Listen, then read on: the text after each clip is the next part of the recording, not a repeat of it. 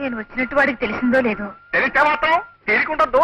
ఏ పంట కాలం పక్కన ఏ పాడుపాటు గుళ్ళోనో నృత్యం చేస్తూ ఉంటాడు. సాగటమే. రాడు రాడు, నువ్వెక్కువ రైలుకి వెళ్ళిపోతుంది, నువ్వెక్కువ.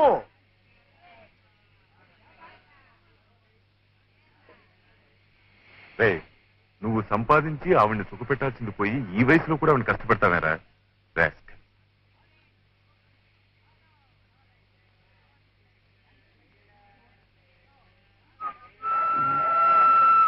బాలు, అబ్బాయి వచ్చాడు. ఎక్కువ నువ్వు పరిగెత్తి ఎక్కడేమో నేను పట్టుకుని ఎక్కించడం నేను. ఎలా ఉంది రాని ఏమో? ఎవరు కొన్నారా? నేనే. ఇదేమిటి ఇలా ఉంది? మంచిదే, కింద పర్లేదు బాబాయ్, ఇంకా టైం ఉందిలే.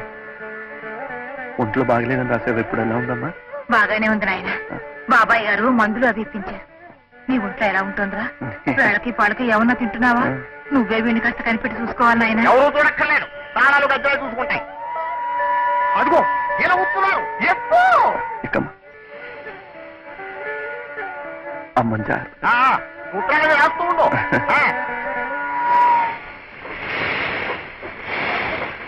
బాలు, ఈ 25 రూపాయలు ఎందుకమ్మా? పర్వాలేదు, ఏమన్నా కొనుక్కోవాలైనా.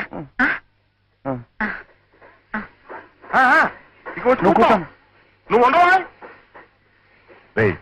ఆవిడ కష్టపడి సంపాదించి తీసుకోవడానికి సిగ్గులేదట.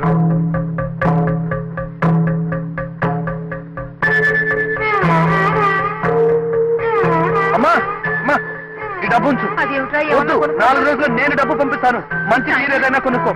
ఏం బాబాయ్, ఉత్తరాలు రాస్తూ ఉండండి. అమ్మని జాగ్రత్తగా చూసుకోండి. అమ్మా మర్చిపోకు.